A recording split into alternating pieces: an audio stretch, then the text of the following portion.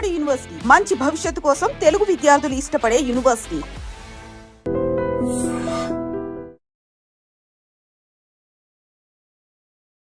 నమస్తే, welcome back to IT media. నేను మీ Jhansi. Green card కావాలి అనుకున్నప్పుడు, యుఎస్ వెళ్ళాలి, అక్కడే సెటిల్ అవ్వాలి అనుకున్నప్పుడు చాలా ప్రాసెస్ అయితే మనం చేస్తూ ఉంటాము. అందులో one of the thing I-140 process. మరి ఇది ఎలా చేయాలి, దీనికి రెగ్యులేషన్స్ ఏంటి, ఇప్పుడు తెలుసుకుందాం. ప్రస్తుతం అంతా ఉన్నారు ఇమిగ్రేషన్ అడ్వకేట్ పృథ్వీ గారు. నమస్తే సార్. నమస్తే sir. What is the process of I-140? అసలు ఏంటిది? చాలా మందికి అవేర్నెస్ లేదు. వాట్ ఈస్ I-140 అండ్ దానికి ఎలా మనం ఈ ప్రాసెస్ అంతా నడిపించాలి? I-140 is something called permanent residency in US. అక్కడ పర్మనెంట్ జాబ్ కోసం వెళ్ళే ప్రక్రియ. And by that it's we call it is green card, acquiring green card గురించి జరిగేటువంటి ఒక పద్ధతి అని చెప్పచ్చు. దీని 3 steps కింద చెప్పచ్చు అమ్మా. First step and second step is the company employer step. వాడు ఏం చేస్తాడంటే పర్మనెంట్ లేబర్ లైసెన్స్ తెచ్చుకుంటాడు. అంటే ఒక కంపెనీ ఉంది అనుకుందాం, లెటెస్ ఈ iDream అనే కంపెనీ ఉంది. ఈ iDream అనే కంపెనీకి ఒక 10 మంది ఒక యుఎస్ నుంచి ఎంప్లాయీస్ కావాలి. యుఎస్ నుంచి ఎంప్లాయీస్ కావాలి అనుకుంటే ఫస్ట్ వాడు ఏం చేస్తాడంటే అప్లికేషన్ పెట్టుకుంటాడు, పర్మనెంట్ లేబర్ లైసెన్స్ కోసం పెడతాడు. పర్మనెంట్ లేబర్ లైసెన్స్లో ఏంటంటే వాడు అప్లై చేసినప్పుడు వాడు ఈ 10 మంది నీకు తెచ్చుకునేటప్పుడు ఇక్కడ ఇండియన్స్ని ఎందుకు తీసుకురాలేదు అని అడుగుతాడు. అది సేమ్ వైజ్గా యుఎస్లో ఉండేటప్పుడు యుఎస్ వాళ్ళు కాకుండా నువ్వు బయట కంట్రీస్ నుంచి, ఎలియన్ కంట్రీ నుంచి ఎంత తెచ్చుకుంటున్నావు అనే దానికి వాడు సమాధానం చెప్పాలి. ఆ ఫీల్డ్కి సంబంధించిన దాంట్లో ఇంత ఎక్స్పీరియన్స్ పర్సన్ లేడు. ఎక్స్పీరియన్స్డ్ పర్సన్ అన్నవాడు నేను అడ్వర్టైజ్మెంట్ ఇచ్చుకుంటాను, లేకపోతే యుఎస్లో ఇండియాలో ఉన్నాడు, అతను నాకు కావాలి అని చెప్పేసి కన్విన్స్ చేసుకోవాల్సి వస్తుంది. ఆ రకంగా వాడు I-140 ఇచ్చిన తర్వాత 1 dayలోనే అది త్రూ అయి పంపించేస్తాడు. తర్వాత ఇమీడియట్గా వాడు చేసేదంటే నెక్స్ట్ అడ్వర్టైజ్మెంట్ చేయాలమ్మా. ఓకే. I-140 అప్లై చేసేటప్పుడు బాగా కాషియస్గా వాళ్ళు ఏం పెట్టుకుంటారంటే మైండ్లో, ఫీజు కట్టినప్పుడు I-140కి ఈ ఎంప్లాయీ అన్నవాడు ఇక్కడ నాకు దొరకట్లేదు అన్నది కన్విన్స్ అయితేనే ఆ పర్మిషన్ ఫస్ట్ ఎంప్లాయర్కి వస్తుంది. ఒకసారి ఎంప్లాయర్ వచ్చిన తర్వాత వాడు వెంటనే అడ్వర్టైజ్మెంట్ ఇస్తాడు. అడ్వర్టైజ్మెంట్ ఇచ్చినప్పుడు వచ్చినటువంటి వాళ్ళలో యుఎస్లో ఉన్న వాళ్ళు ఎవరు లేరు అన్నదాన్ని వచ్చిన తర్వాత నెక్స్ట్ ప్రాసెస్ స్టార్ట్ చేస్తాడు. అప్పుడు ఈ ఎంప్లాయీ ఎవరైతే వెళ్దాం అనుకున్నాడో వాడి పేరుని నేను సెలెక్ట్ చేసుకున్నాను, వీడు ప్రాసెస్ చేయండి అని పేపర్స్ పంపుతాడు. వాడు ఇది 2 రకాలుగా ఉంటారమ్మా. Already existing US non immigrant, already అమెరికాలో ఉండేటువంటి నాన్ ఇమిగ్రెంట్స్ ఎవరు ఉంటారమ్మా? F1 వీసాలో కానీ, B2 వీసాలో కానీ, లేకపోతే F1 వీసాలో కానీ, లేకపోతే H1B వీసాలో ఉన్న వాళ్ళు ఉంటారు. F1 వీసా వాళ్ళు ఉండరండి, స్టూడెంట్ వీసాలో దీంట్లో ఉండరు. H1B వీసాలో కానీ, F1 వీసాలో కానీ, B2 వీసాలో కానీ, డిపెండెంట్ వీసాలో ఉన్న వాళ్ళు కానీ వీళ్ళు ఉంటారు అక్కడ. E2 వీసాలో కానీ వీళ్ళకి అప్లై చేసేటప్పుడు పలానా వాడు ఉన్నాడు, అమెరికాలోనే ఉన్నాడు, పలానా వాడిని ఎక్స్ అనేటువంటి వ్యక్తిని, ఆ సుబ్బారావు వెంకటయ్యనో నేను తీసుకుందాం అనుకుంటున్నాను, అతన్ని నేను అప్లై చేద్దాం అనుకుంటున్నాను అని చెప్పిన తర్వాత అక్కడ ఉండే వాళ్ళని సర్వీస్ ఎక్స్టెన్షన్ అంటారమ్మా. అంటే వాళ్ళకి ఎక్స్టెన్షన్ సర్వీసెస్. అంటే ఆల్రెడీ H1B నుంచి పర్మనెంట్ రెసిడెన్సీ వస్తుంది. అదే కాకుండా ఇండియా నుంచి ఎవరైనా తెచ్చుకుంటున్నాను ఇట్లాగా దీనికోసం అని చెప్పేసరికి వాడికి ఇంటర్వ్యూ కండక్ట్ చేస్తారన్నమాట. వాడికి మన వీసా ప్రాసెస్ ద్వారానే వెళ్తారు. వీసా ప్రాసెస్లో వెళ్ళినప్పుడు వాడిని అడిగే క్వశ్చన్స్ వాడిని అడుగుతారు. అదంతా అయిపోయిన తర్వాత వాడు 485 డాక్యుమెంట్, వాడు I-485 డాక్యుమెంట్ వాడు సబ్మిట్ చేస్తాడు. అంటే తన గురించి చెప్పుకుంటే వాడు అప్లికేషన్ ఇస్తాడు అన్నమాట. ఆ అప్లికేషన్ ఇచ్చిన తర్వాత దాని త్రూ అయ్యి వాడికి లెటర్ వస్తుంది, నీకు ఇగో నీ జాబ్ ఇది పర్మనెంట్ రెసిడెన్సీ లేకపోతే గ్రీన్ కార్డ్ అన్నది ఇచ్చాము అని చెప్పేసి వాడు గ్రీన్ కార్డ్ ఇవ్వడం జరుగుతుంది అన్నమాట.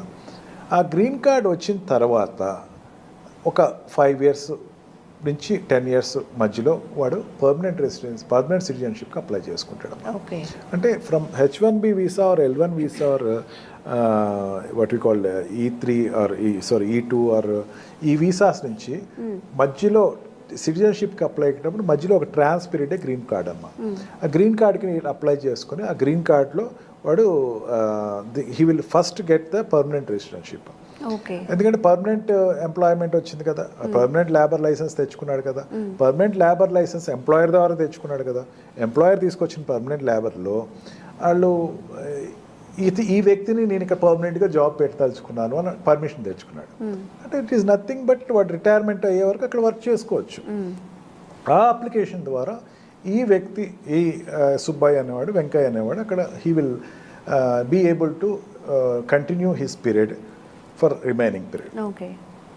జనరల్గా ఏంటంటే ఈ ప్రాసెస్ చెప్పడం వాళ్ళు చాలా చెప్పేదంటే అంతా 6 monthsలో అయిపోద్ది అంటారు, కానీ కంపెనీ దగ్గర అప్లై చేసిన తర్వాత ప్రేమ్ అంటారమ్మా, అంటే పర్మనెంట్ లేబర్ లైసెన్స్ తెచ్చుకునేటప్పుడు ప్రేమ్ అంటుందని. ఆ ప్రేమ్ తెచ్చుకునేటప్పుడు ఆ కంపెనీ ఖచ్చితంగా చెప్పగలగాలి, ఎస్ నాకు ఈ లేబర్ లైసెన్స్ పలానా ఇంతమంది వ్యక్తులు కావాలి, 10 మంది ఎంప్లాయ్మెంట్ కావాలి, ఐ డ్రీమ్కి 10 మంది ఎంప్లాయీస్ కావాలి, వీళ్ళు యూఎస్లో ఉన్నారు, లేకపోతే వీళ్ళు యుగాండాలో ఉన్నారు, లేకపోతే వీళ్ళు లండన్లో ఉన్నారు చెప్పగలగాలి. అది త్రూ అయితేనే కానీ ఈ సుబ్బయ్య వెంకయ్య అనేవాడు అక్కడ రెసిడెన్సీ తెచ్చుకోవడానికి అవ్వదు. మోస్ట్లీ ఏంటంటే H1B వీసా వాళ్ళు, L1 వీసా వాళ్ళు, ఈ వీసాలో ఉన్న వాళ్ళు మాత్రమే ఇది అప్లై చేసుకుంటారు. Otherwise if it all that requirement అన్నది ఇండియాలో ఉన్న కూడా వాళ్ళు తీసుకుంటారు. దీనిలో delay of taking the country అనుకుంటే కనుక ఇండియాకి చైనాకి నుంచి తీసుకునేటప్పుడు మాత్రం కొంచెం డిలే అవుతుందమ్మా. Unlike other countries, some specific countries, కొన్ని స్పెసిఫిక్ కంట్రీస్లో అయితే వితిన్ మంత్స్లో అయిపోద్ది. ఇండియా నుంచి వాళ్ళు సెలెక్ట్ చేసుకునేటప్పుడు, ఎందుకంటే జనాభా ఎక్కువ మంది అక్కడ ఉన్నారు, వాళ్ళు అందరికీ ఇచ్చేసారనుకోండి, ప్రతి వాడికి వీసా గ్రీన్ కార్డ్ వచ్చేస్తుంది, అందుకని వాళ్ళకి కొంచెం లేట్ అవుతుంది. It will take 1 or 2 years పడుతుంది. మీరు లోపల 1 year లోపల వచ్చేవాడు ఉంటుంది. It depends upon the paper working of this people. Immigrant lawyer యొక్క రోల్ చాలా ఎక్కువ ఉంటుందమ్మా అక్కడ, ఎందుకంటే డాక్యుమెంటేషన్ అంతా అతనే చేస్తాడు. అతను మొత్తం ఆ పేపర్స్ అన్ని సబ్మిట్ చేయటం, ఆ కంపెనీ తరఫున ఇతను ఈ ఎంప్లాయీకి సంబంధించినటువంటి డాక్యుమెంటేషన్స్ అన్ని ఇన్ టైంలో సబ్మిట్ చేయటం, దాన్ని బట్టి అతని యొక్క ఈ వాట్ వి కాల్ I-140 అనేది తెచ్చుకుంటాం అనేది ఉంటుందమ్మా. ఓకే సార్, ఇప్పుడు మనం అక్కడికి వెళ్ళాలన్నప్పుడు మీరు అన్నారు మనకి అండ్ చైనా వాళ్ళకి చాలా టైం పడుతుంది అని చెప్పి, మనం అప్లై చేయాలి అనుకున్నప్పుడు ఇక్కడ నుంచి ప్రాసెస్ ఏంటి? ఇక్కడ నుంచి అన్న స్పెసిఫిక్ ప్రాసెస్ ఉండదమ్మా. This green card is pertaining to H1B visa నుంచి కానీ or this what we call L1 వీసాలో వెళ్ళిన వాళ్ళకి మాత్రమే వస్తుందమ్మా. ఓకే. అండ్ అక్కడ ఉన్న వాళ్ళకి గ్రీన్ కార్డ్ అనేది అక్కడ ఉన్న వాళ్ళకే రెసిడెన్షిప్ వస్తుంది, ఇండియన్స్కి రాదమ్మా అంత ఈజీగా. ఇండియన్స్ అప్లై చేసేటప్పుడు అంటే కొన్ని రేర్ కండిషన్స్ అనేది తీసుకుంటారు. రేర్ కండిషన్స్లో ఒక రేర్గా తీసుకునేవాడు ఉంటారు, దాంట్లో దట్ ఆ కంపెనీ సాటిస్ఫై చేయగలగాలి. మళ్ళీ ఇక్కడ వీసా రెగ్యులేషన్స్, మన రెగ్యులర్గా వీసా ఇంటర్వ్యూస్లో వాళ్ళు ఎంత ఖచ్చితంగా అడుగుతారు, అట్లాంటి క్వశ్చన్స్ అడుగుతారమ్మా. నువ్వు వెళ్ళిపోతున్నావు కానీ నువ్వు పేరెంట్స్ రేపు తీసుకురావు కదా, నువ్వు ఒక్కడే వెళ్ళిపోతావు, ఎన్నాళ్ళు ఉంటావు ఇక్కడ, ఆ కంపెనీ కాంట్రాక్ట్ ఎన్నాళ్ళు ఉన్నావు, తర్వాత తిరిగి వచ్చేస్తావా, నీకు ఇండియాలో ఉన్న అటాచ్మెంట్ ఏంటి, ఇది వాడు అక్కడ డిమాన్స్ట్రేట్ చేయాలి. ఇప్పుడు మనం చెప్పిన ఆన్సర్స్ బట్టి వాళ్ళు నోట్ చేసుకుంటారు కంపల్సరీ వాళ్ళు. మళ్ళీ మనం మన పేరెంట్స్ని తీసుకెళ్తామన్నా లేకపోతే ఇంకొంచెం ఎక్స్టెండ్ చేసుకుంటామన్నా they won't give, no doubt వాళ్ళు ఎవరు. ఇంకా ఓకే, ఫస్ట్ ఏంటంటే you have to create that, నేను అక్కడ జాబ్ వాడు అడిగాడు ఇస్తున్నాను, ఐ హ్యావ్ టు వెరిఫై అని చెప్పాలి.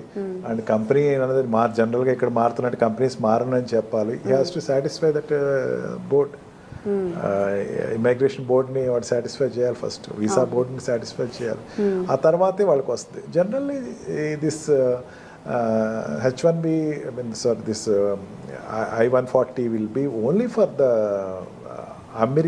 Indians who are residing in America. Okay. Already వాళ్ళకి H1B వీసాలో కానీ L1 వీసా కానీ ఈ టూలో కానీ ఉంటారు వాళ్ళు ఆల్రెడీ, వాళ్ళకే వస్తుంది తప్ప కొత్తగా ఉన్న వాళ్ళకి అగైన్ వాళ్ళు H1B వీసా తెచ్చుకోవాలా. మీరు అడిగినట్టు వాడు H1B వీసా తెచ్చుకోవాలా, అక్కడ ఉన్నప్పుడు వాడు నాకు కావాలి అని కంపెనీ చెప్పగలగాలి.